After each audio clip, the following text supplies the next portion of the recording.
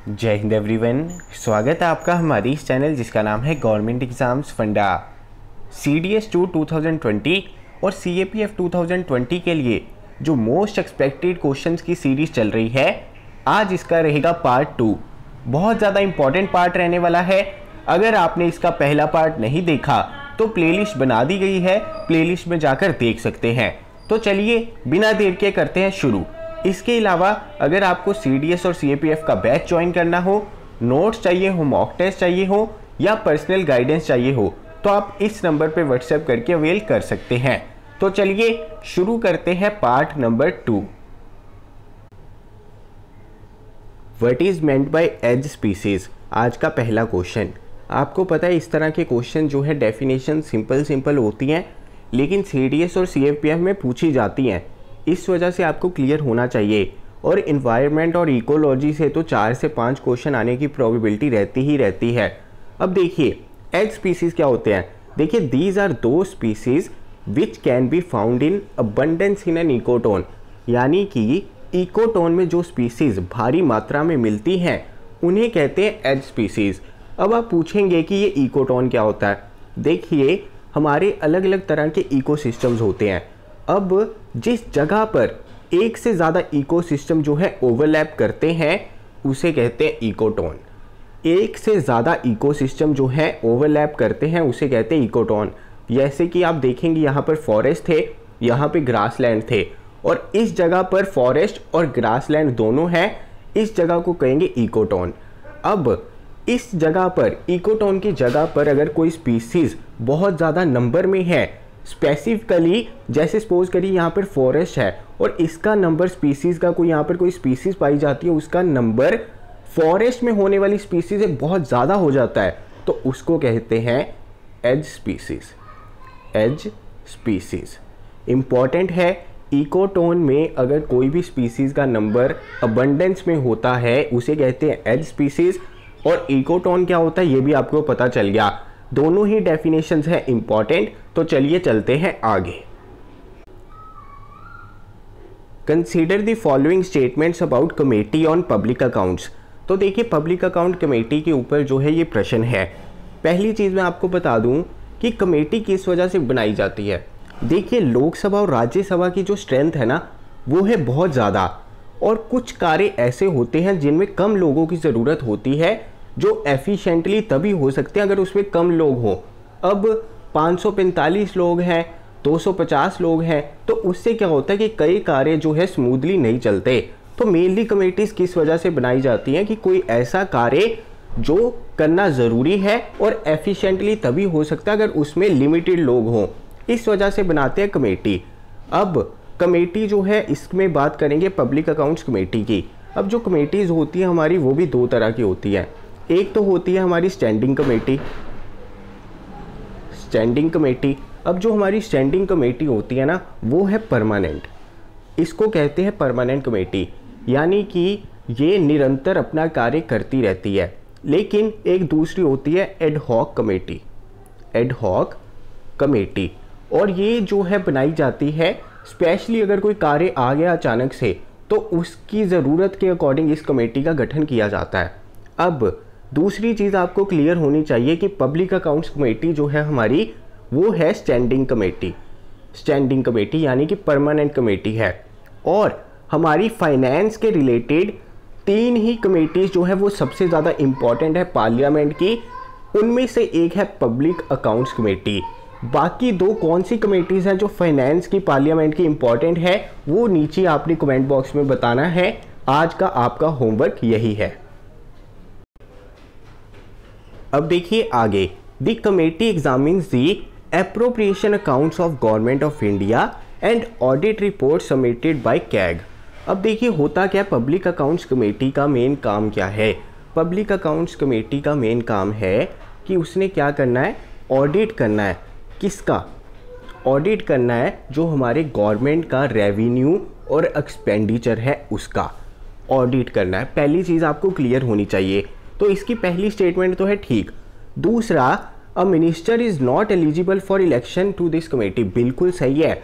ऐसी चीज़ें जो है आप कॉमन सेंस से भी लिख सकते हैं। कैसे? देखिए पब्लिक अकाउंट्स कमेटी को अगर आपको पता हो कि उसका काम क्या है, उसका काम है ऑडिटिंग करनी रेवेन्यू और एक्सपेंडिचर की। अब इसमें मिनिस्टर्स का ही रोल रहता है। अगर मिनिस्टर्स को ही बिठा देंगे उसका ऑडिट करने के लिए तो वो काम सही से कैसे होगा। तो यहाँ पर अगर आप कॉमन सेंस भी यूज़ करेंगे तो आपको क्लियर हो जाएगा कि इसका कार्य है ऑडिट करना गवर्नमेंट के रेवेन्यू और एक्सपेंडिचर को।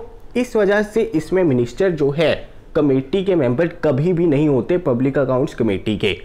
ठीक है। तीसरी चीज़, members are elected by proportional representation by means of single transferable vote. ये भी बिल्कुल सही है। और इसके मेंबर्स होते हैं टोटल 22, जिसमें से 15 मेंबर होते हैं लोकसभा के, 7 मेंबर होते हैं राज्यसभा के। इंपॉर्टेंट है पब्लिक अकाउंट्स कमेटी के ऊपर अब से आपका कोई भी क्वेश्चन गलत नहीं होना चाहिए, वेरी इंपॉर्टेंट। तो चलिए चलते हैं आगे देखते हैं। Consider the following statements with reference to chief information commission. Chief information commissioner की अपॉइंटमेंट अभी जैन 2020 में हुई थी। आपने नीचे कमेंट बॉक्स में मुझे बताना है कि इस वक्त हमारे चीफ इंफॉर्मेशन कमिश्नर जो है वो कौन है। अब this central information commission is not a constitutional body. बिल्कुल सही है, ये एक संवैधानिक बॉडी नहीं है। ये राइट टू इंफॉर्मेशन एक्ट जो है 2005 का, उसके अंडर प्रोविजंस थे जिसकी वजह से इसका गठन हुआ। इस वजह से ये हमारी संवैधानिक बॉडी नहीं है। पहली स्टेटमेंट है ठीक। दूसरा, chief information commissioner hold the office for a term of 6 years और until they attain the age of 65 years। नहीं, यहाँ पर आएगा 5 साल। या तो उनका टेन्योर होता है 5 साल का या फिर 65 year एज, जो भी पहले ख़त्म हो जाए वो। तो पहली स्टेटमेंट है हमारी ठीक, दूसरी है गलत। तीसरा, president can remove the chief information commissioner on the ground of proved misbehaviour और इनकैपेसिटी। ये है बिल्कुल सही। प्रेसिडेंट जो है हमारे चीफ इंफॉर्मेशन कमिश्नर को रिमूव कर सकता है। ग्राउंड्स उसके क्या है, या तो मिसबिहेव करे या वो काम करने के सक्षम ना हो। तो पहली स्टेटमेंट है बिल्कुल ठीक, दूसरी है गलत, तीसरी है ठीक। चीफ इंफॉर्मेशन कमिश्नर के बारे में आपको पता होना चाहिए। तो चलिए चलते हैं आगे। The minister civil servant relationship in India was emerged as a result of the. अब देखिए गवर्नमेंट ऑफ इंडिया एक्ट के ऊपर आपको क्वेश्चन पूछे ही जाते हैं, लेकिन हर बार पूछने का उनका वे जो है अलग होता है। अब वो क्वेश्चन जो है इंटरेक्टली भी पूछे जा सकते हैं इस तरह से, या तो एक तो होता मैं सीधा ही फीचर्स पूछ लेता कि गवर्नमेंट ऑफ इंडिया एक्ट 1919 में क्या हुआ, लेकिन यहाँ पर मैंने पूछा कि minister civil servant relationship India में जो अभी भी चल रहा है तो वो किसका रिजल्ट था। तो देखिए वो रिजल्ट था मोंटेगो चेम्सफोर्ड रिफॉर्म्स का। इम्पॉर्टेंट है, जिसे हम गवर्नमेंट ऑफ इंडिया एक्ट 1919 भी कहते हैं। थोड़ा सा मैं आपको एक्सप्लेन भी कर देता हूँ। देखिए 1914 में हमारा विश्व युद्ध हुआ, जिसमें ब्रिटेन जो है जर्मनी के खिलाफ था। अब ब्रिटेन को भारतीय लोगों की मदद चाहिए थी।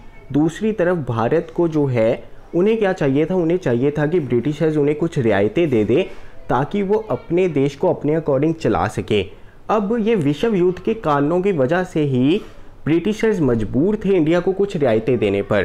तो इसी वजह से 1919 में उन्होंने कुछ रियायतें जो है भारतीयों को दी, जिसमें से जो मेन काउंसिल थी उसमें भारतीयों का नंबर जो है इंक्रीज़ किया गया था। अब उसके अलावा अगर हम देखें तो आपको पता है डायरकी भी जो है 1919 में आई, यानी कि पहली बार सेंटर ने थोड़ी सी पावर्स अपने से ढीली की और प्रोविंसेस को पावर दी कि कुछ चीज़ों के ऊपर जो है वो रूल्स रेगुलेशन लॉज जो है बना सकते हैं, उन्हें एडमिनिस्ट्रेट कर सकते हैं। अब प्रोविंसेस को जो पावर दी वो भी लिमिटेड थी, उसमें भी ट्रांसफर्ड सब्जेक्ट्स थे, रिजर्व सब्जेक्ट्स थे। ट्रांसफर्ड सब्जेक्ट्स वो थे जिनके ऊपर जो है प्रोविंसेस रूल एंड रेगुलेशन बना सकते हैं और उन्हें अकाउंटेबल भी रहना होगा लेजिस्लेटिव काउंसिल को। दूसरे रिजर्व सब्जेक्ट्स थे। अब देखिए जो ट्रांसफर्ड सब्जेक्ट्स थे वो हमारे कौन से थे, वो थे हमारे जैसे एजुकेशन, हेल्थ हो गया, इनके ऊपर जो है प्रोविंसेस को पावर दे दी गई थी। लेकिन जो मेन सब्जेक्ट्स थे जैसे पुलिस हो गया, रेवेन्यू हो गया, टैक्स कलेक्शन हो गया, इनकी पावर्स उन्होंने डिस्ट्रीब्यूट नहीं की थी 1919 में भी। इम्पॉर्टेंट है ये चीज़। अब जब उन्होंने पहली बार जो है प्रोविंसेस को पावर दे दी प्रोविंसेस को पावर दी कि वो रूल रेगुलेशन जो है बना सकते हैं, तो उसे एडमिनिस्ट्रेट करने के लिए सिविल सर्वेंट्स भी चाहिए थे। तो ये जो सिस्टम है मिनिस्टर सिविल सर्वेंट्स वाला, उनकी रिलेशनशिप वाला, तो ये बिल्ड कहाँ से हुआ? 1919 से हुआ है। इंपॉर्टेंट है, आंसर रहेगा मोंटेगो चेम्सफोर्ड रिफॉर्म्स। तो चलिए चलते हैं आगे देखते हैं। Consider the following statements with reference to finance commission. आपको पता है कि फाइनेंस कमीशन के ऊपर क्वेश्चन आता रहता है। देखिए, फाइनेंस कमीशन जो सेटअप होती है 5 साल के लिए, वो किस आर्टिकल के तहत होती है? तो आर्टिकल है 280। इंपॉर्टेंट है, पहली स्टेटमेंट है बिल्कुल ठीक। दूसरा, chairman holds office for a term of 5 years. क्या जो हमारा फाइनेंस कमीशन का चेयरमैन है वो 5 साल के लिए ऑफिस को होल्ड करता है? नहीं। देखिए, यहाँ पर इसका आंसर क्या आएगा कि जब तक प्रेसिडेंट की मर्जी होगी तब तक होल्ड करता है।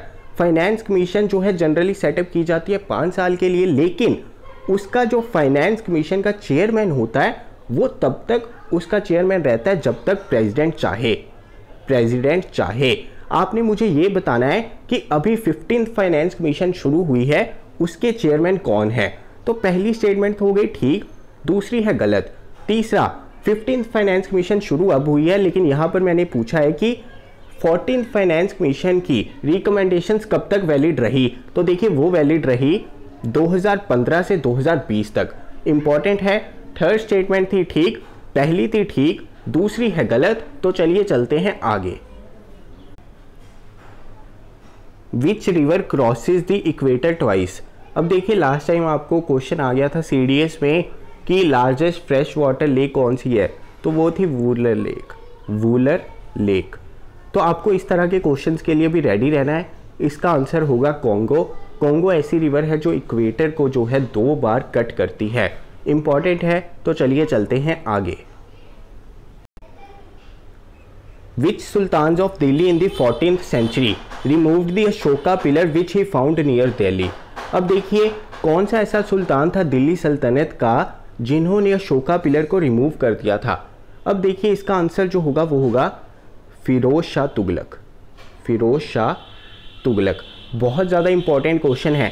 देखिए, 2 अशोकन पिलर्स थे, एक था अंबाला में, एक था मेरठ में, और दोनों के ही इन्होंने वहाँ से रिमूव करके दिल्ली में इस्टेब्लिश कर दिया था 2 अशोकन पिलर्स को। बहुत ज़्यादा इंपॉर्टेंट क्वेश्चन है, इसको तो आप शान मार्क कर लीजिए। इसके अलावा किसी भी दिल्ली सल्तनत के किंग के ऊपर कुछ ऐसा क्वेश्चन पूछेंगे ना कि कौन सा ऐसा बंदा था जिन्होंने मॉन्यूमेंट्स को ध्वस्त करके या फिर ट्रांसफ़र करके दिल्ली लाए थे, या फिर मॉन्यूमेंट्स को तोड़ देते थे और उसका मटेरियल रीयूज़ करते थे दिल्ली में मॉन्यूमेंट्स बनाने के लिए, तो उसका आंसर भी क्या रहेगा? फिरोज शाह तुगलक। बहुत ज़्यादा इंपॉर्टेंट क्वेश्चन है, NCERT बेस्ड क्वेश्चन है। तो चलिए, आज के लिए मैं विराम लेता हूँ, जल्दी मिलूंगा अपनी अगली वीडियो के साथ। अगर आपको ये सीरीज़ अच्छी लग रही है तो लाइक कीजिए, शेयर कीजिए, और जो आपको होमवर्क दिया है वो नीचे कमेंट ज़रूर कर देना। जल्दी मिलेंगे अपनी अगली वीडियो के साथ। जय हिंद।